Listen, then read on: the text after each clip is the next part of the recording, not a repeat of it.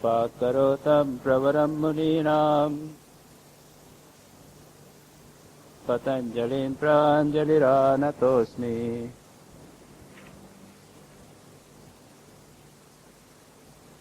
अथ कैवल्यपादः। जन्म औषधि मंत्र तपः समाधिजाः सिद्धयः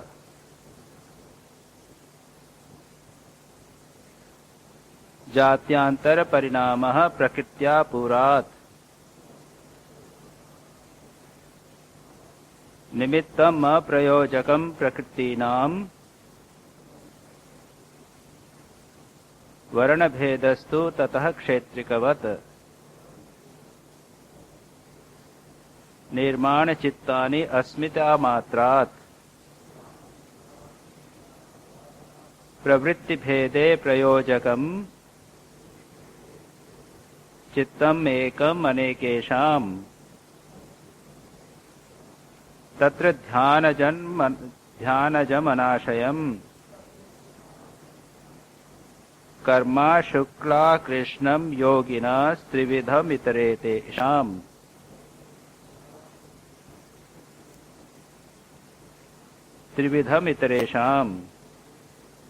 तस्त्रिविधगुणाम्नां में वाभिव्यक्तिर्वासनानाम् जाति देश काल व्यवहितानाम् अपि आनन्तर्यम् स्मृति संस्कारयो एकरूपत्वात् तासाम् अनादित्वम् चाशिषो नित्यत्वात् हेतु फलाश्रयालंबनैः गृहीतत्वात् येषाम् अभावे तदभावः।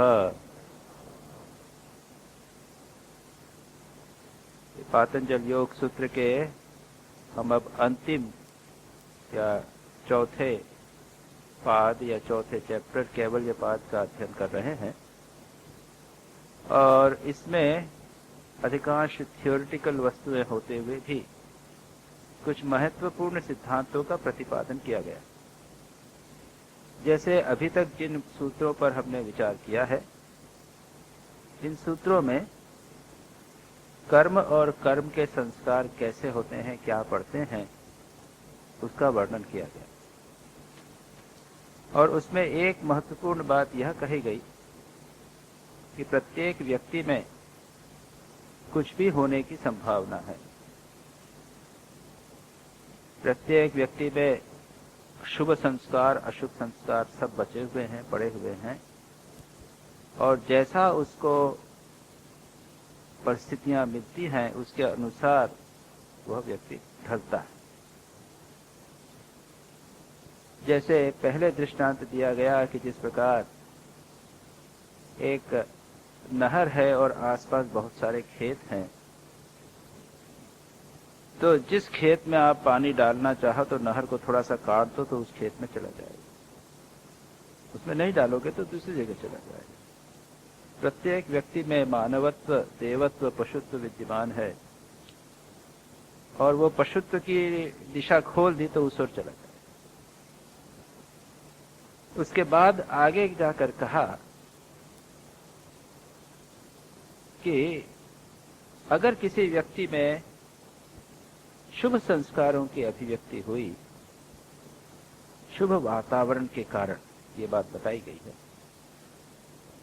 तो इसका अर्थ यह नहीं कि उसके अशुभ संस्कार नष्ट हो गए,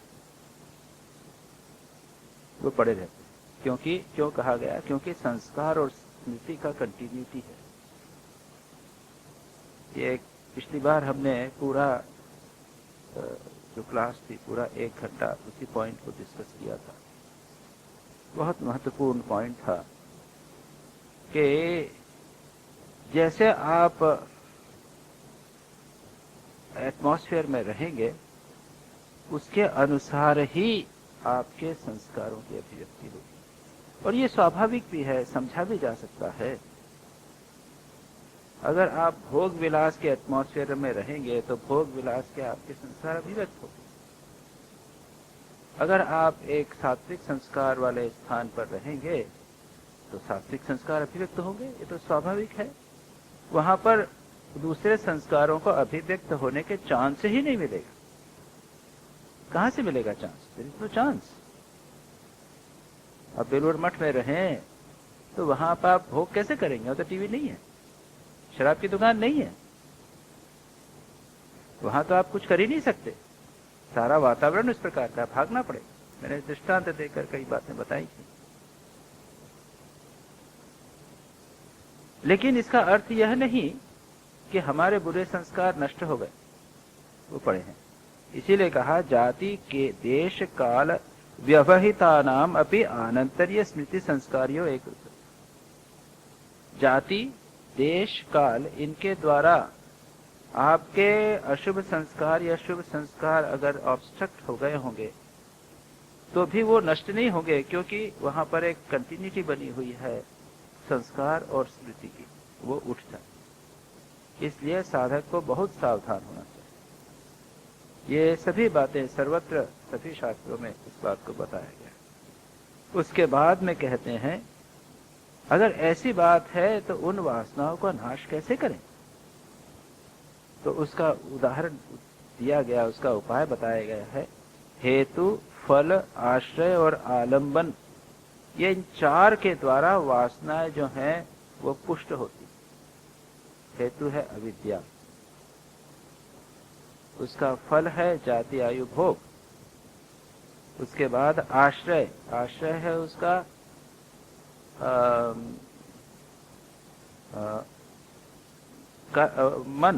मन है उसका रिसेप्टिकल, और आलंबन है विषय भोग।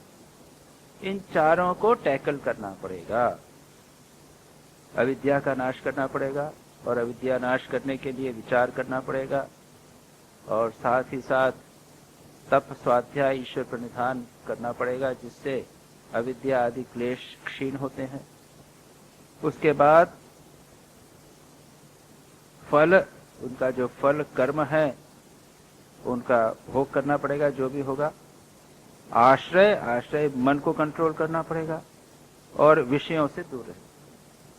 ऐसे करने से धीरे धीरे इन विषय वासनाएं क्षीण होंगी, अन्यथा कुछ नहीं होने वाला। विचार करिए, आप वातावरण में जैसे पड़े रहेंगे उससे कुछ नहीं होने वाला। जहां कहीं भी होंगे वहां पर संघर्ष करना पड़ेगा। जीवन मुक्ति विवेक में एक ग्रंथ है विद्यारण्य जी का, उसमें एक बहुत अच्छा प्रसंग है, और वह है वासना नाश कैसे की जाए। संस्कार बहुत प्रबल रहते हैं। हम पुरुषार्थ क्या करेंगे? संस्कार जो हैं, हम चाहे प्रयत्न करते हैं तो भी हमारे पूर्व के संस्कार हमें विपरीत दिशा में ले जाते हैं। इस प्रकार का क्या? तो इसका उत्तर वहां पर दिया गया है राम और वशिष्ठ के संवाद के द्वारा। वशिष्ठ रामायण का एक प्रसंग है। राम पूछते हैं, कहते हैं कि मेरी जो अशुभ वासना है बड़ी प्रबल है और मुझे विपरीत दिशा में ले जाती है, क्या करूं? तो वशिष्ठ कहते हैं, अच्छा ये बताओ तुम्हारी वासनाएं को कितनी है? शुभ है, अशुभ है या मिक्स्ड है? ये तीन ऑल्टरनेटिव्स रखते हैं। अगर शुभ वासनाएं हैं तो कुछ करने की जरूरत नहीं, वो ऑटोमेटिकली तुमको ले जाएगी सन्मार्ग में। अगर शुभ और अशुभ मिक्स्ड हैं, जो अधिकांश हम सभी का के जीवन का जो समस्या है वो यह है कि हमारे जीवन में शुभ और अशुभ दोनों वासनाएं। शुभ यानी हम सन्मार्ग में जाना चाहते हैं, भगवान का भजन करना चाहते हैं, भगवान का जप करना चाहते हैं, स्वाध्याय करना चाहते हैं, सत्संग में रहना चाहते हैं, सेवा करना चाहते, तपस्या, हम सभी में कुछ न कुछ वृत्ति प्रवृत्ति है। और अशुभ वासना भी है, हम भोग करना चाहते हैं, धन संग्रह करना चाहते हैं, इस प्रकार की नाना वृत्तियों में मन भी जाता है। दोनों हम सभी में। ऐसे में क्या करना? ऐसे में कहा गया है कि शुभ को पुरुष प्रयत्न के द्वारा, पुरुषार्थ के द्वारा उसको बढ़ाने का प्रयत्न करो। और उसको अशुभ को उठने का मौका मत दो। और अगर अशुभ है तो और भी पुरुषार्थ, तीव्र पुरुषार्थ करना पड़ेगा। अगर यह मानकर चला जाए कि भाई पुरुषार्थ से कुछ नहीं होता, अरे भाग्य से होता है, तो ऐसी बात नहीं। जैसे खेती और वाणिज्य, बिजनेस और खेती ये करते हैं तो क्या हम भगवान पे छोड़ देते हैं? बिजनेस आदमी करता है, भगवान पे तो नहीं छोड़ता, खूब जम के करता है। आजकल देख लीजिए, बिजनेस का जमाना है, आदमी पूरा जोर लगाता है, खेती पूरे जोर से करता है। अगर कोई डिफिकल्टी आ जाए तो उसको भी दूर करने का प्रयत्न करता है। खूब खेती की, बारिश नहीं हुई, अरे भाई भाग्य के ऊपर, तो भी भाग्य पे नहीं छोड़ते। अरे भाई यज्ञ करो, ज्योतिषोम यज्ञ करो, उससे यज्ञ से वृष्टि होती और प्रबलतर पुरुषार्थ किया जाता है। तात्पर्य यह है कि प्रबल पुरुषार्थ के द्वारा अशुभ वासनाओं को भी नाश किया जा सकता है। तो यहां पर ये 4 उपाय, 4 बातें बताई हैं जिनके द्वारा वासनाएं पुष्ट होती है, बनी रहती हैं। वह है हेतु, फल, आश्रय और आलंबन। इनके द्वारा वासनाएं बनी रहती हैं। तद अभावात एषाम एव अभावे तद अभावः, उनके अभाव से वासनाओं का अभाव। यहां तक कुछ पोर्शन बहुत महत्वपूर्ण था, जो एक यहाँ पर आप में से किसी ने एक ने कहा था कि स्वामी जी इसको विस्तार से कहिए। मैंने विस्तार से गया भी, पिछली बार मैंने विस्तार से विचार किया था। अब 12वें सूत्र से लेकर लगभग 22वें सूत्र तक कुछ फिलोसॉफिकल बातें हैं जिनमें प्रैक्टिकल आइडियाज कम हैं और उनको हम तेजी से देख जाएंगे। जैसा मैंने कहा, मेरी सारी पातंजलि योग सूत्र की कमेंट्री, यहाँ जो प्रवचन हुए हैं लगभग 2 साल पूरे होने वाले हैं, उसमें हमारा एम्फेसिस सदा प्रैक्टिकल एस्पेक्ट पर रहा। तो इसमें हम उसको रैपिडली देख जाएंगे कि इसमें थ्योरेटिकल एस्पेक्ट है। संक्षेप में आपको बताता हूं क्या कहना चाहते हैं। पतंजलि कहना चाहते हैं, जो थ्योरी या फिलॉसफी है वो यह है इसके पीछे की, कि बाहर एक दृश्य है और हमारा मन भी है। मन देखता है, बाहर का दृश्य दिखाई देता है। ये 2 भिन्न सत्ताएं हैं। मन सूक्ष्म है, बाहरी जगत स्थूल है। लेकिन मन अपने आप में चैतन्य नहीं है, स्वप्रकाश नहीं है। उसके पीछे एक चैतन्य और है, पुरुष। उस पुरुष का प्रकाश मन पर पड़ता है। मन भी दृश्य है, इसलिए वह स्वप्रकाश नहीं। यह कहने का एक उद्देश्य यह भी है कि इस विचार के माध्यम से बौद्ध दर्शन का खंडन किया गया, क्षणिक विज्ञानवाद का खंडन किया। क्षणिक विज्ञानवाद के अनुसार यह उसका कहना यह है कि यह जो जगत है क्षणभंगुर है, उसमें कोई भी वास्तविक सत्ता नहीं है। जैसे एक अगरबत्ती जलाइए, एक लाइट जलाइए और उसको जोर से घुमाइए तो एक दिखती है अग्नि का चक्र दिखाई देता है, लेकिन चक्र है क्या? वो चक्र तो नहीं है, वो तो रैपिडली तेजी से घूमने के कारण चक्र दिखाई दे रहा है। उसी प्रकार बौद्ध कहते हैं कि जगत में कोई वास्तविक किसी चीज की सत्ता नहीं, सब शून्य है। और जो भूतकाल और भविष्यकाल का चिंतन करते हैं वह भी वास्तविक है नहीं, ये तो एक कंटिन्यूटी के कारण ऐसा दिखाई देता है। जल कंटिन्यूअसली बह रहा है, नदी में पानी बहता चला जा रहा है, पानी जैसी कोई स्थायी तो पना है नहीं, लेकिन हम कहते हैं कि नदी बनी हुई है, ये तो बहता पानी और कुछ नहीं है। और हमने एक बार यहां पर उपनिषद में के विचार करते समय या श्री रामकृष्ण के उपदेशों पर विचार करते हुए कहा था कि काल है क्या, टाइम क्या है। तो जो भविष्य है वो तो अभी नहीं आया, तो है नहीं। जो भूतकाल है वो तो निकल गया, और जो प्रेजेंट है वो तो क्षण है, क्षण मात्र है। तो काल यानी क्षण ही है, सत्ता किसी एक क्षण मात्र की है और कुछ नहीं। और वह कितना बारीक होगा, तो कंटिन्यूस होने के कारण लगता है कि हम वर्तमान में जी रहे हैं। वर्तमान यानी क्या? यहां मैं साल भर से 2 साल से यहां पर आया हूं, सेक्रेटरी हूं, तो इसको क्या वर्तमान कहेंगे? वो 2 साल में का तो पोर्शन तो पास हो गया।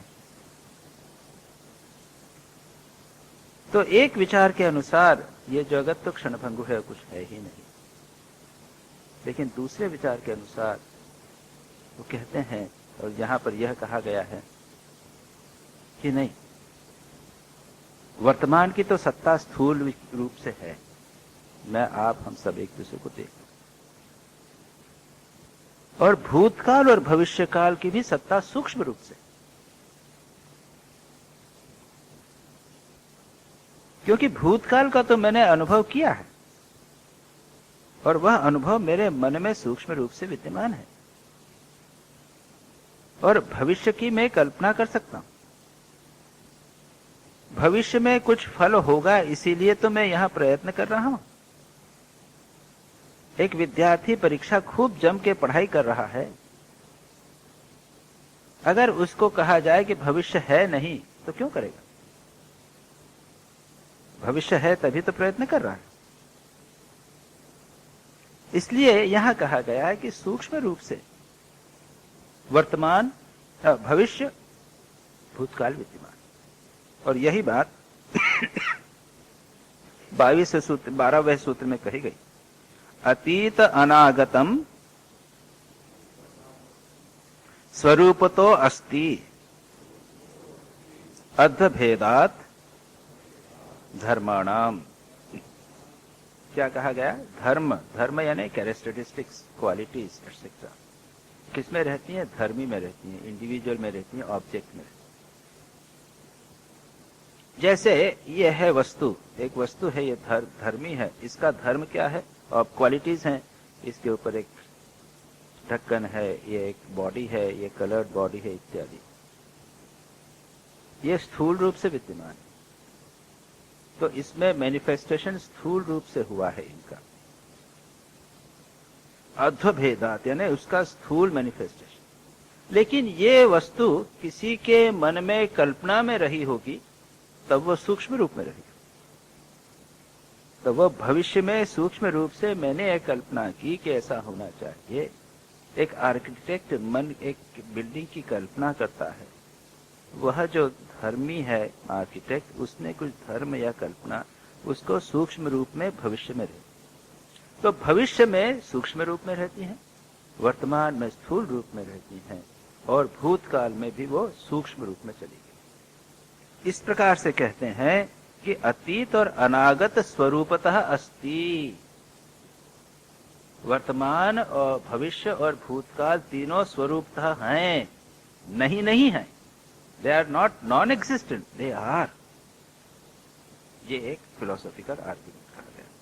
इसके आगे कहते हैं ते व्यक्त सूक्ष्मा गुणात्मनः,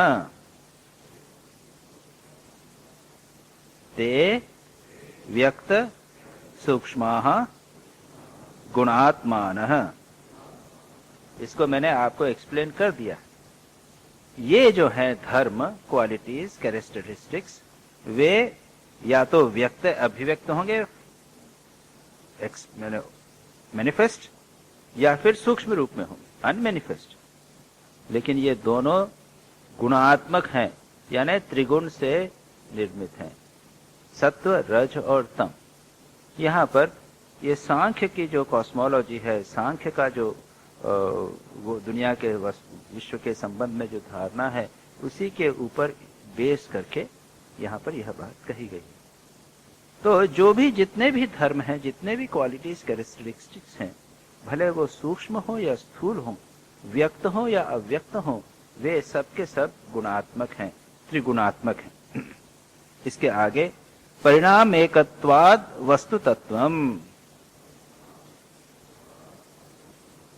परिणाम एकत्वात् वस्तु तत्वम। ये सब होते हुए भी भले ही इनमें कैरेक्टरिस्टिक्स चेंज होती रहें, सूक्ष्म रूप में सत्व, रज और तम सूक्ष्म हो जाएंगे, व्यक्त होने पर व्यक्त हो मैनिफेस्ट हो जाएंगे। कभी सत्वगुण ज्यादा होगा, कभी तमोगुण ज्यादा होगा, कभी रजोगुण ज्यादा होगा, लेकिन ये तीनों गुण तो सदा विद्यमान रहेंगे। इसलिए कहते हैं कि परिणाम एकत्वात् वस्तु तत्व, वस्तु एक है।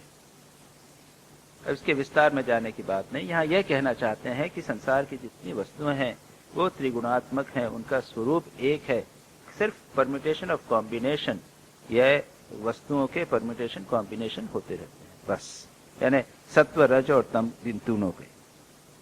वस्तु साम्य चित्त भेदा तयोर विभक्तः पंथाः।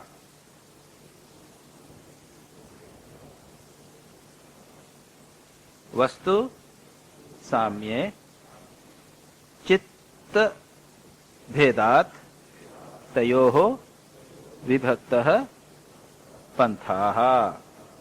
यहां पर क्या कहा?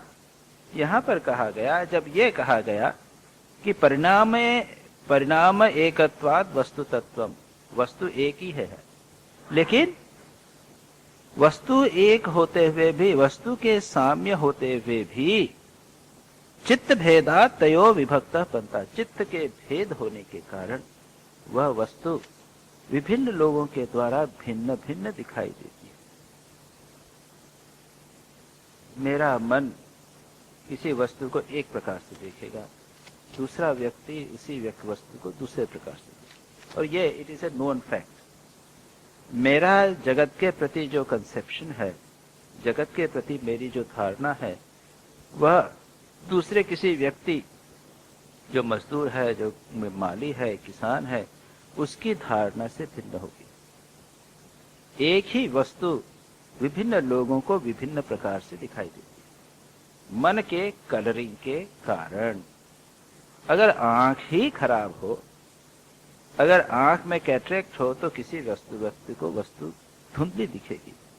अगर मन उसका दुर्बल हो तो वह वस्तु को पूरी तरह नहीं समझ सकेगा। इंजीनियर इस कुर्सी को देखेगा, कारपेंटर या कंस्ट्रक्ट करने वाला वो उस कुर्सी को देखेगा तो वो अलग प्रकार से देखेगा। एक डॉक्टर एक व्यक्ति को देखेगा और दूसरा व्यक्ति उस व्यक्ति को देखेगा, उसके दर्शन में, देखने में बहुत फर्क होगा। इसलिए कहते हैं, कहना क्या चाहते? कहना चाहते यह है कि मन की भिन्नता के कारण एक ही वस्तु भिन्न दिखाई देती है।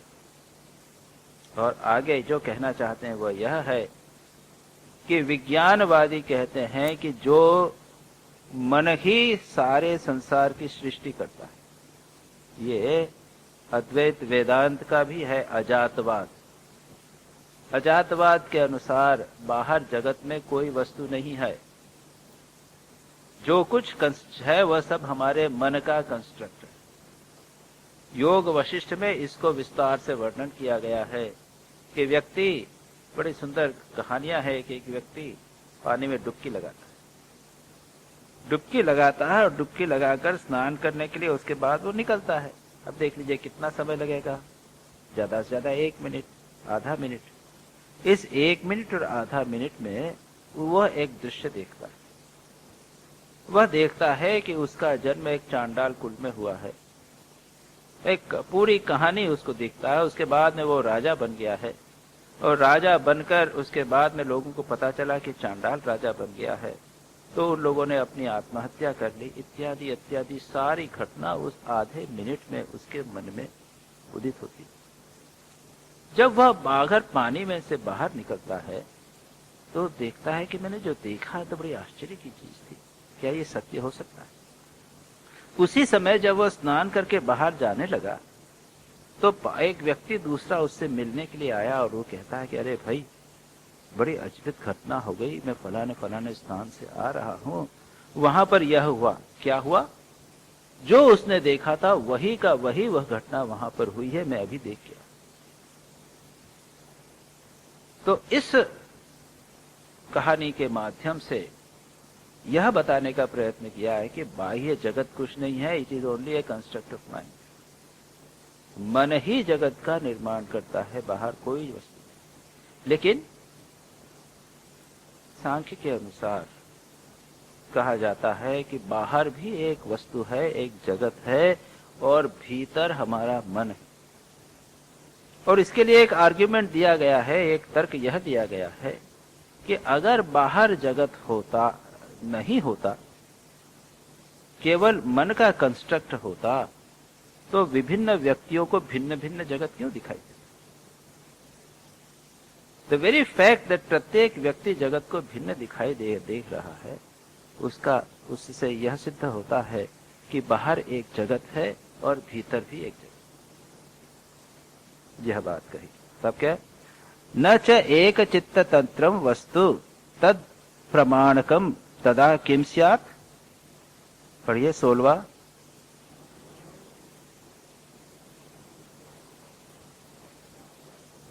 न च एक चित्त तंत्रम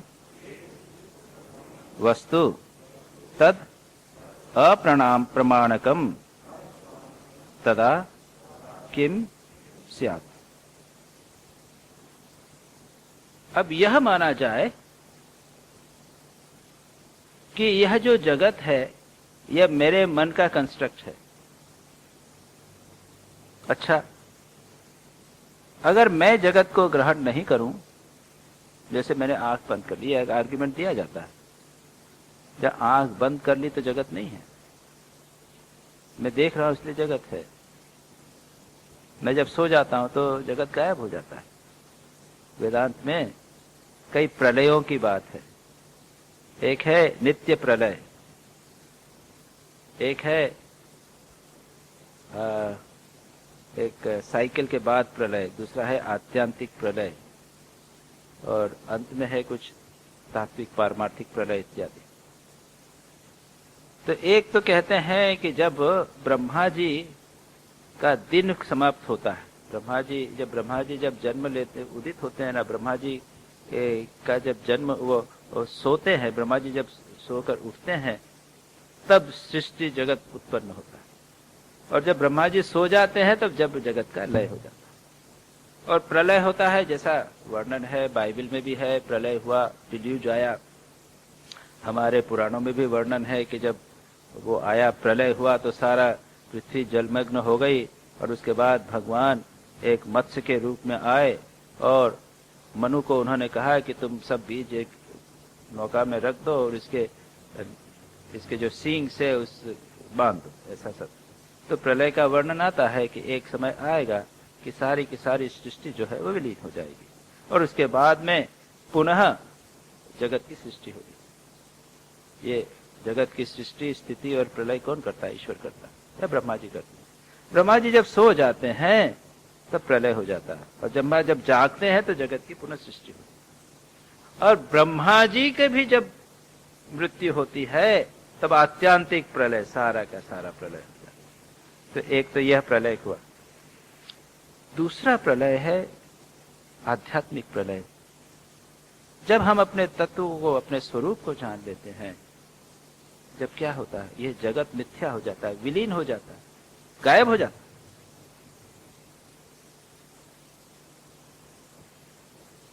उसमें वर्णन आता है विवेक चूड़ामणि। विवेक चूड़ामणि बड़ा सुंदर ग्रंथ है, आप लोगों ने यहां तो हुआ है पूरा। विवेक चूड़ामणि में वर्णन आता है कि गुरु शिष्य को उपदेश देते हैं, और शिष्य उपदेश पाता है, विचार करता है। वो कहते हैं कि यह जो तुम शरीर नहीं हो, तुम मन नहीं हो, तुम आत्मा नहीं, तुम बुद्धि नहीं हो, तुम अहंकार नहीं हो, इत्यादि विचार करो, विचार करो। करते करते करते शिष्य कहता है कि फिर तो कुछ नहीं बचेगा। तो कहते नहीं, कोई तो बचेगा। जो दृष्टा है, जो विलय का जब निगेशन हो गया सबका, उसका एक दृष्टा तो बचेगा। There is a witness of delusion, सबका नाश करने वाला। तो अंत में वर्णन आता है कि विचार करते करते शिष्य कहता है कि जगत कहां चला गया? अभी था, अभी गायब हो गया, मैं तो देख नहीं पा रहा। विचार इतना प्रबल कि सब विलीन हो गया। तो आध्यात्मिक दृष्टि से यह आध्यात्मिक प्रलय। लेकिन एक प्रलय नित्य प्रलय कहा जाता है, प्रतिदिन हो रहा।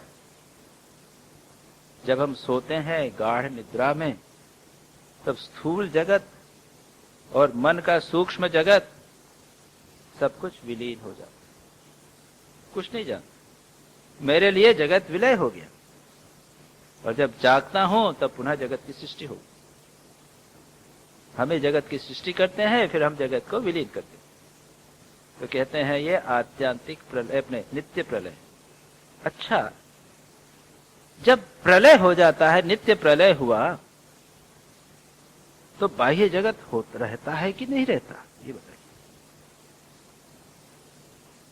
आपके लिए नहीं रहता होगा, दूसरों के लिए रहता है। यदि एक ही चित्त पर आधारित होता, तब उस चित्त के शांत होने पर, विलय होने पर, निद्रा में जाने पर किम स्यात्, भाई जगत का क्या होगा, ये प्रश्न। यानी ये कहा कि आप ये कहते हो कि ये जगत जो है वो केवल मन पर निर्भर करता है, इट इज एब्सर्ड, ये गलत है। बाह्य जगत की भी सत्ता है और भीतर के जगत की भी सत्ता है। बाह्य जगत है और एक मन है, मन की भी सत्ता, दोनों की सत्ता, यह बताने का प्रयत्न किया।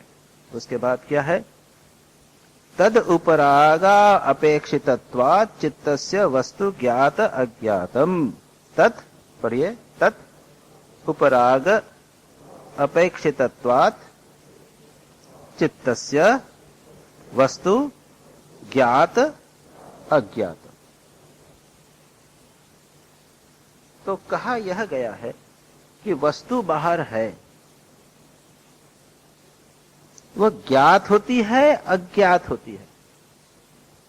लेकिन ऐसा नहीं होता कि वस्तु नहीं है।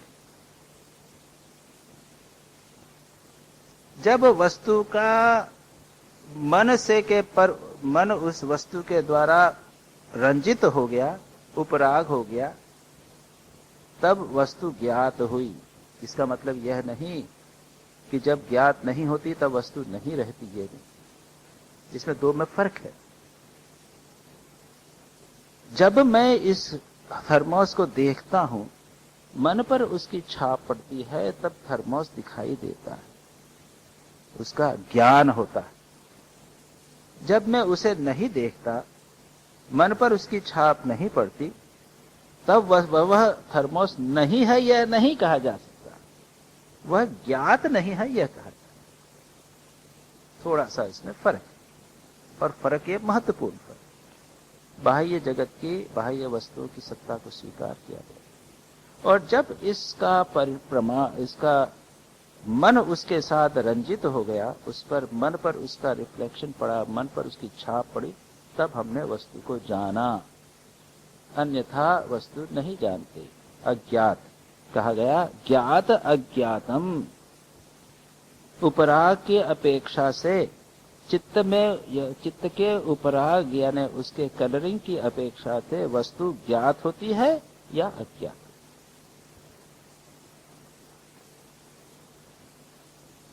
अब चित्तवृत्तियां क्या अपने आप में, इसके बाद में है आगे। यहां तक तो यह बताया कि दो कैटेगरीज हैं, एक बाह्य जगत और एक चित्त।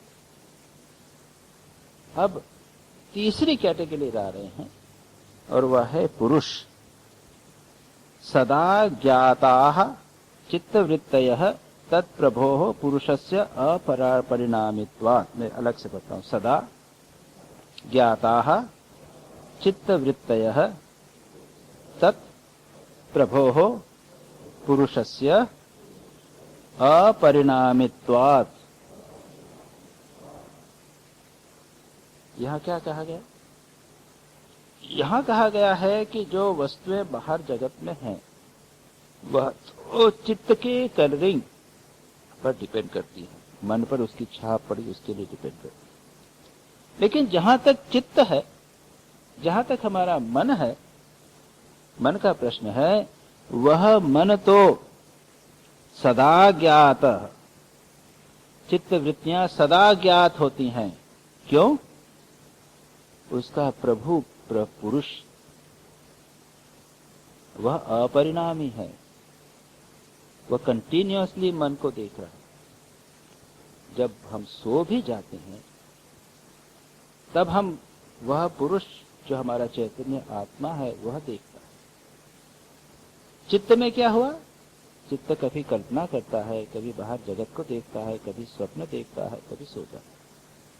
चित्त तो परिणामी है और चित्त के परिणाम के कारण बाह्य दृश्य कभी ज्ञात होता है, कभी अज्ञात होता है।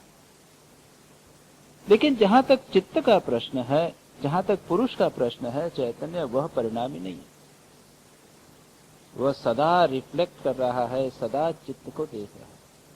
जब चित्त में कोई विवृत्ति नहीं है, सो गया चित्त, तब भी उसको रिफ्लेक्ट करता है। इसलिए जब हम सो कर उठते हैं तो हम कहते हैं कि मैं बहुत अच्छी तरह सोया, मैं कुछ नहीं जानता। चित्त शांत था, वो कुछ नहीं जानता। लेकिन कुछ नहीं जानने को भी मैंने जाना, क्योंकि मैं चैतन्य उस समय भी जागरूक था, चैतन्य आत्मा उस समय भी जागरूक। तात्पर्य यहाँ पर के तीसरी वस्तु को प्रोजेक्ट किया, वह है अपरिणामी चैतन्य पुरुष। इसके आगे खींचेंगे, न तत्स्वाभास्यम दृश्यत्वात्। क्या कहा? तत् स्वाभासम दृश्यत्वात् न। कौन? जो चित्त है वह तो दृश्य है। It is an object, it is not the ultimate subject. हम समझते हैं कि हम हमारे मन से सब कुछ देख रहे हैं। बड़ा दृग्दृश्य विवेक नामक ग्रंथ में इस बात को बड़ा सुंदर रूप से समझाया है कि दृश्य बाहर है, एक वस्तु है, आंख उसको देखती है। रूपम दृक्,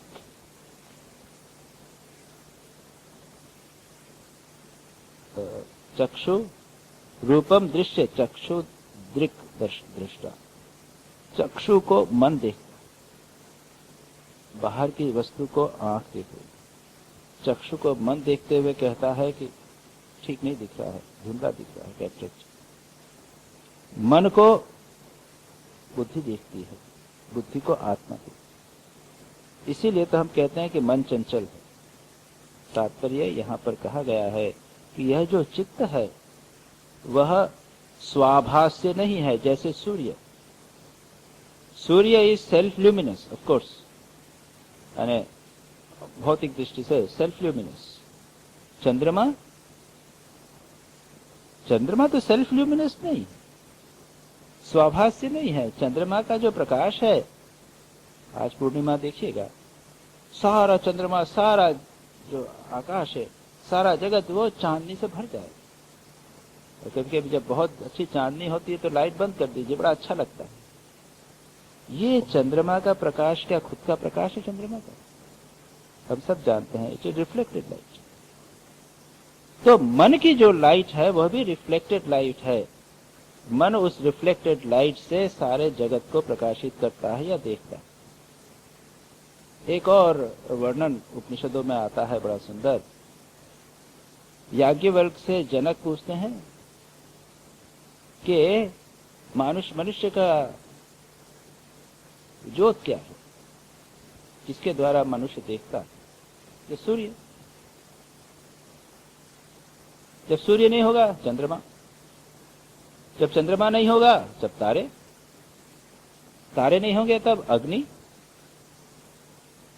अग्नि की लाइट से देखते हैं। जब अग्नि नहीं होगी तब तो आंख से भी नहीं दिखेगा। फिर लोग कैसे जानेंगे? कान से सुनेंगे, कुछ आवाज होगा तो पहचान जाएंगे। कान नहीं कार्य करेगा तब मन से देखेंगे। मन नहीं होगा, अल्टीमेटली आत्मा तक आते हैं। आत्मा हमारी वास्तविक ज्योति है। इस आत्मा से ही हम सारे जगत को देखते हैं, सारे जगत को मानो प्रकाशित करते हैं। इस आत्मा का प्रकाश, यह आत्मा का प्रकाश मन पर पड़ता है और मन उसको रिफ्लेक्ट करके सारे जगत को देखता है। तो यहां पर यह कहा गया कि मन जो है वह दृश्य होने के कारण स्वाभास्य नहीं है, सेल्फ ल्यूमिनस नहीं है। एक समये च उभय धारणम।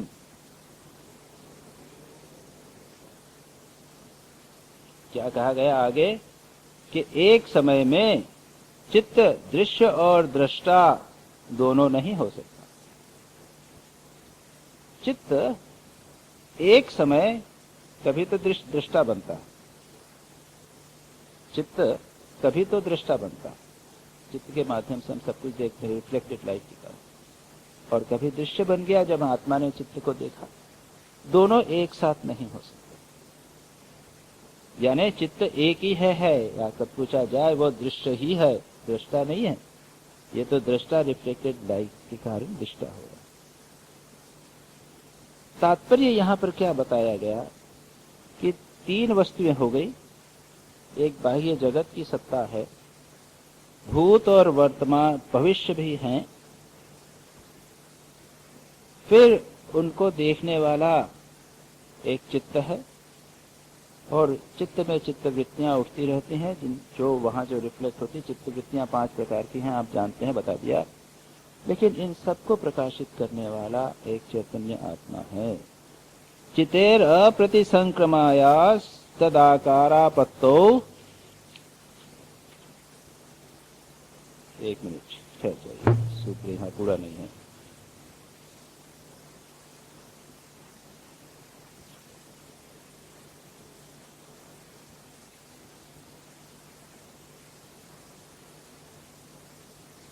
अच्छा, यहाँ पे एक दूसरा सूत्र आता है।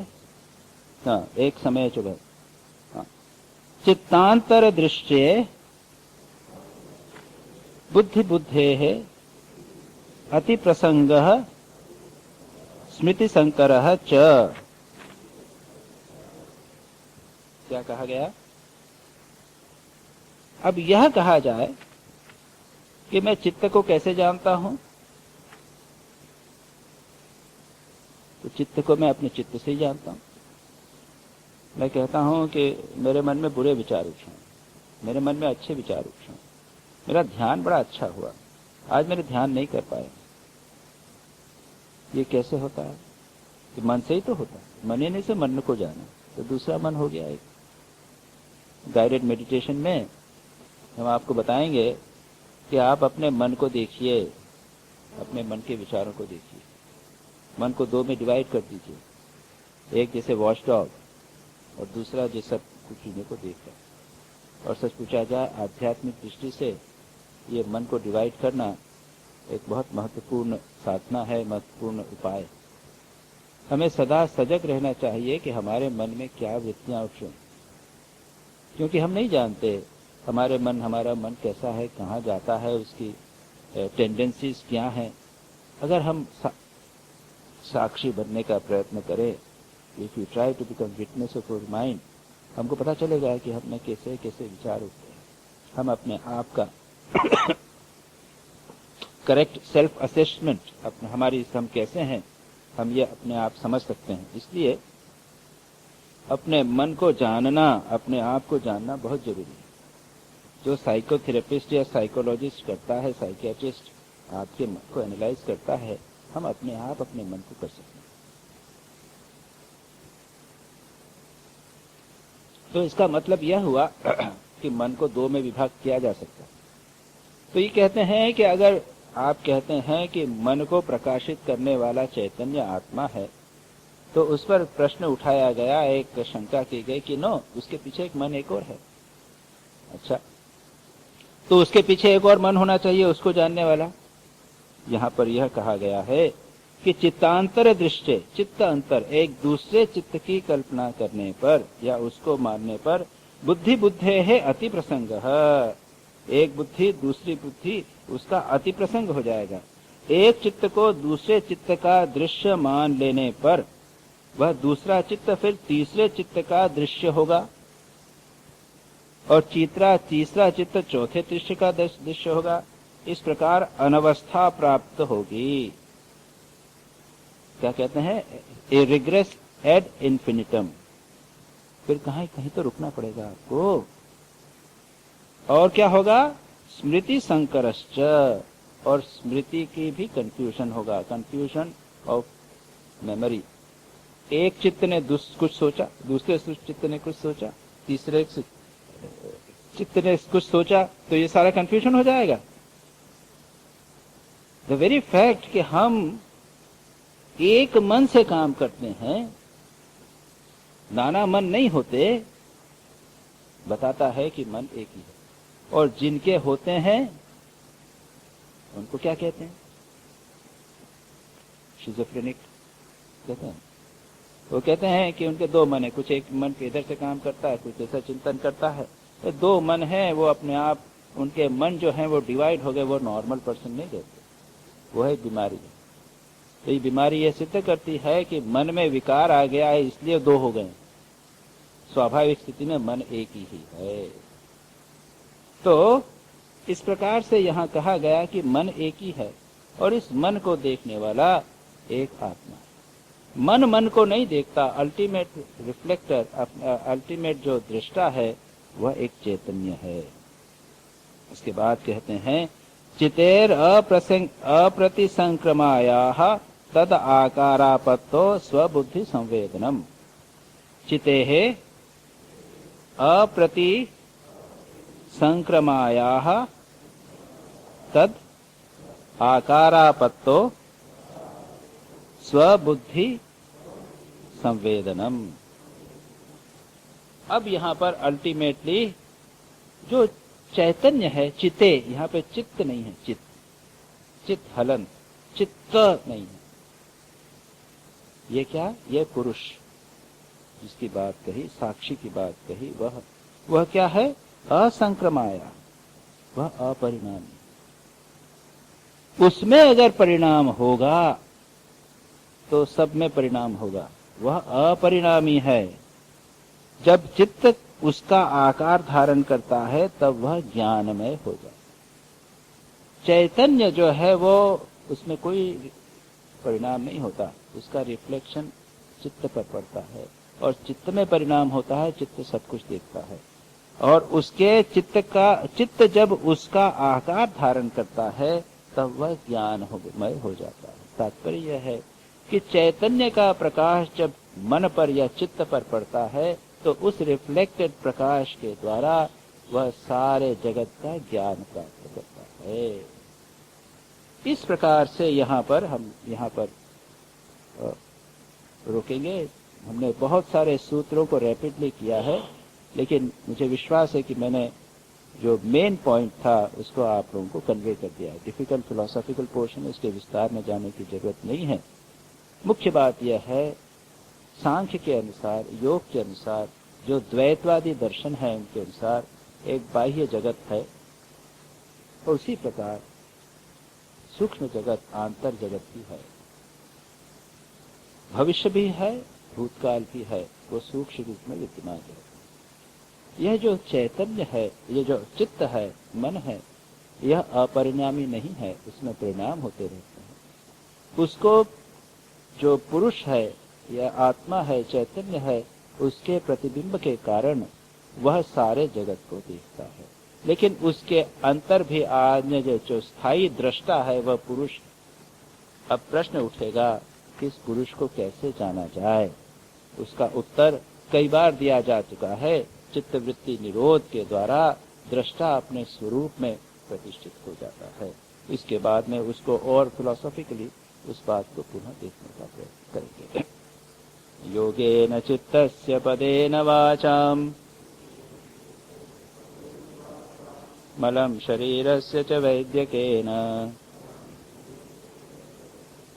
योपाकरोतं प्रवरं मुनीनाम्।